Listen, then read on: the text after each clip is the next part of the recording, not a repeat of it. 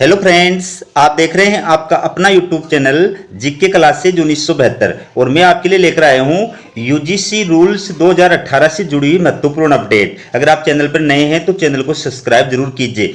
दोस्तों, यूजीसी इसका full form है विश्वविद्यालय अनुदान आयोग। ठीक है, तो विश्वविद्यालय अनुदान आयोग जो है वो पूरे भारत के अंदर यूनिवर्सिटीज और कॉलेजेज को नियमित करने का, उनके लिए रूल और रेगुलेशन बनाने का कार्य करता है। जितने भी यूनिवर्सिटी और कॉलेज है वो यूजीसी रूल्स के अकॉर्डिंग ही संचालित होती हैं। ठीक है, तो ये जो यूजीसी रूल्स 2018 है, इसके अंदर यूजीसी के द्वारा अभी हाल ही के अंदर तीसरा जो है संशोधन किया है।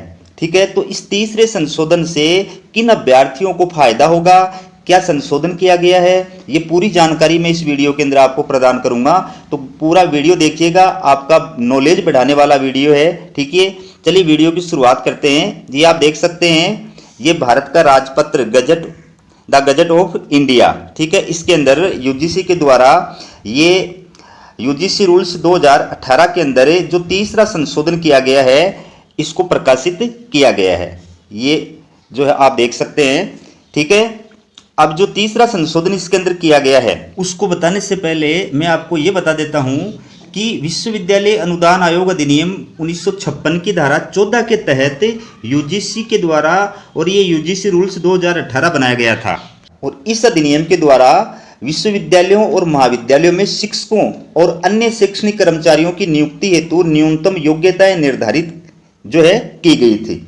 जितने भी विश्वविद्यालय हैं, जितने भी महाविद्यालय हैं, उनके अंदर शिक्षक प्लस अन्य जो कर्मचारी है, शैक्षणिक कर्मचारी है, उनकी नियुक्ति किस प्रकार से होगी और क्या न्यूनतम योग्यता होनी चाहिए, इसको निर्धारित करने के लिए ये जो है यूजीसी रूल्स 2018 जो है यूजीसी के द्वारा बनाया गया था। ठीक है, अब इसमें ये तीसरा संशोधन किया गया है, तृतीय संशोधन विनिमय 2023। अभी 2023 में थोड़े दिनों पहले यूजीसी के द्वारा इसमें दूसरा संशोधन किया गया था।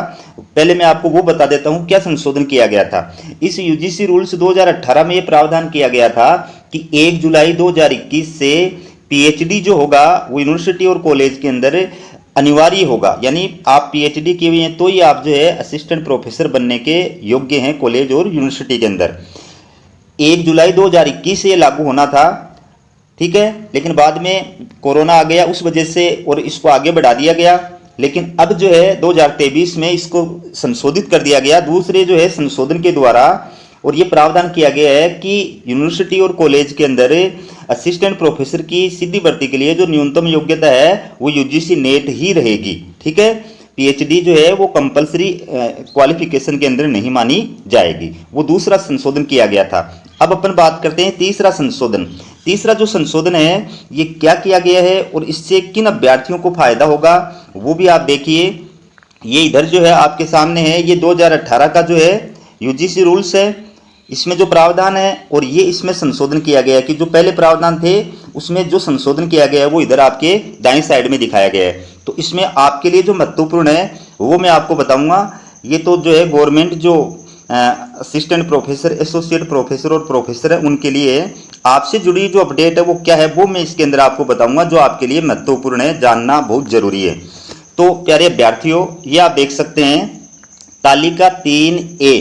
ठीक है, इसके अंतर्गत संख्या 3, क्रम संख्या 3, ये क्या है पहले मैं इसको बता देता हूँ। ये यूजीसी के द्वारा जो महाविद्यालयों में, विश्वविद्यालयों में असिस्टेंट प्रोफेसर की सीधी भर्ती के लिए जो स्कोर कार्ड जो है, एपीआई स्कोर तय करने के लिए जो तालिका बनाई गई है, उसके अंदर बिंदु नंबर 3 जो है उसके अंदर ये लिखा हुआ है एमफिल।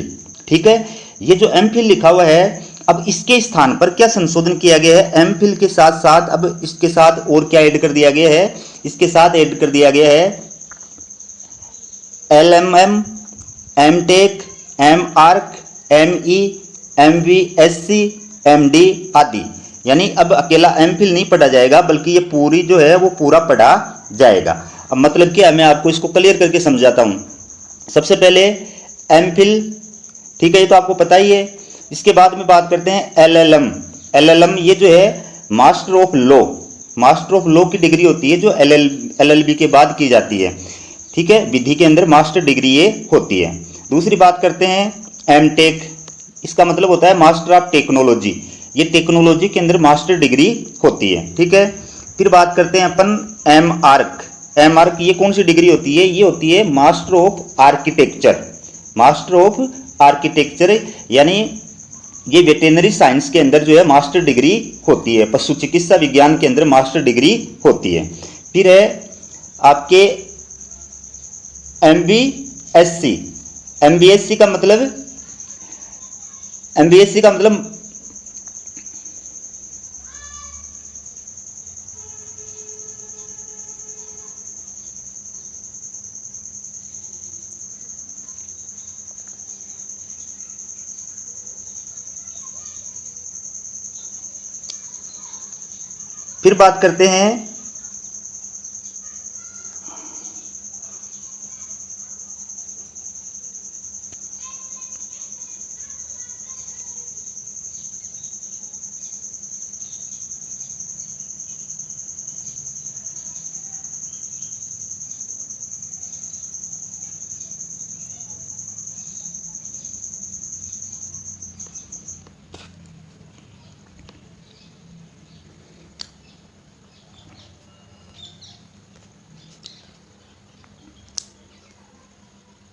फिर बात करते हैं ME master of engineering.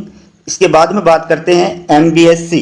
MBSc का मतलब मास्टर ऑफ वेटेनरी साइंस, ये पशु चिकित्सा विज्ञान में मास्टर डिग्री होती है। MD का मतलब डॉक्टर ऑफ मेडिसिन, यानी ये चिकित्सक, स्नातकोत्तर चिकित्सक की डिग्री होती है।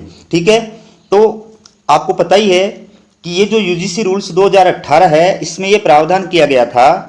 मैं आपको असिस्टेंट प्रोफेसर वाले वीडियो के अंदर बताता भी रहता हूं कि ये सारी जो डिग्रियां हैं, ठीक है, ये जितनी भी मैंने अभी नाम बताए, ये जितनी भी डिग्रियां हैं, ये डिग्रियां जो है वो नए उभरते हुए क्षेत्र हैं।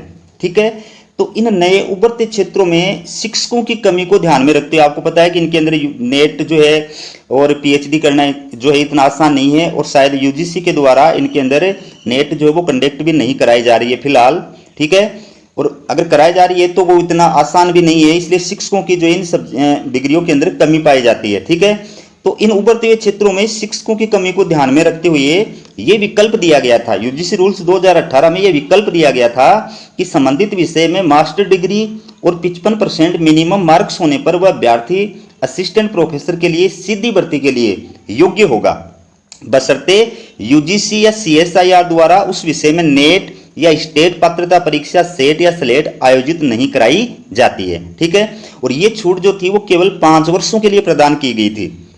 ठीक है, चूंकि 18 जुलाई 2018 को UGC रूल्स लागू हुआ था, इस वजह से अब इसे 5 वर्ष पूरे हो चुके हैं, इसलिए इसमें अब ये संशोधन किया गया है। और संशोधन करके क्या कर दिया गया है कि इन सब डिग्रियों को जो है MPhil के समकक्ष बना दिया गया है। यानी अब MPhil का आपको जो स्कोर कार्ड के अंदर MPhil के जो नंबर प्रदान किए जाएंगे, उतने ही इन डिग्रियों के आपको अलग से नंबर प्रदान किए जाएंगे। तो असिस्टेंट प्रोफेसर की सीधी भर्ती के लिए ये जो अभ्यर्थी हैं वो भी स्कोर कार्ड के अंदर जो है आसानी से प्रवेश पा सकेंगे। ठीक है, तो एक तो ये महत्वपूर्ण इसके अंदर संशोधन किया गया है। तो इसका जो सबसे ज्यादा फायदा मिलेगा वो नए उभरते हुए क्षेत्रों के अंदर जो डिग्रियां हासिल कर रहे हैं, ठीक है, टेक्नोलॉजी से रिलेटेड जो क्षेत्र हैं, उनके अंदर जो अभ्यर्थी जो है आगे की पढ़ाई कर रहे हैं, उनके लिए अब असिस्टेंट प्रोफेसर बनना आसान हो जाएगा।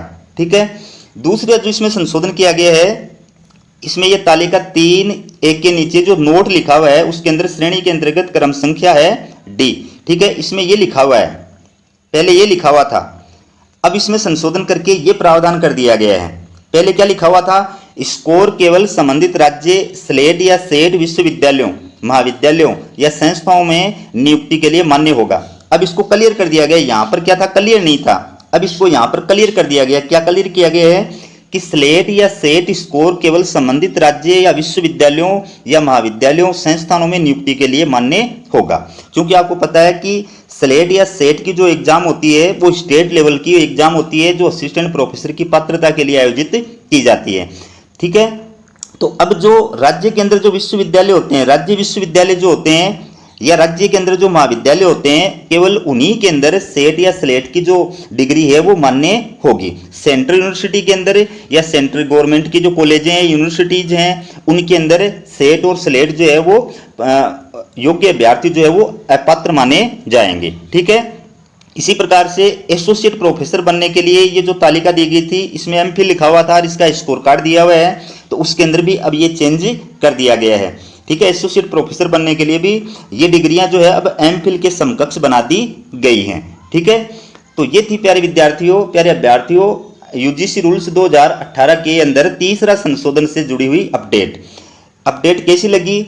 जो टेक्नोलॉजी के क्षेत्र से जुड़े हुए अभ्यर्थी हैं, प्रोफेशनल जो कोर्सेज से जुड़े हुए अभ्यर्थी हैं, उनके लिए ये संशोधन जो है वो बहुत महत्वपूर्ण है, क्योंकि अब उनकी जो मास्टर डिग्री है इन सब्जेक्ट्स के अंदर, जो उनकी मास्टर डिग्री है वो एमफिल की डिग्री के बराबर हो जाएगी और उनको स्कोर कार्ड के अंदर जो है अलग से इसके नंबर जो है मिलेंगे और वो असिस्टेंट प्रोफेसर बनने के लिए जो है योग्य माने जाएंगे। ठीक है, तो ये थी प्यारे अभ्यर्थियों आपके लिए यूजीसी रूल्स 2018 से जुड़ी हुई महत्वपूर्ण अपडेट। वीडियो कैसा लगा कमेंट करके जरूर बताएं। हमारा वीडियो देखने के लिए आप सभी अभ्यर्थियों का बहुत बहुत धन्यवाद।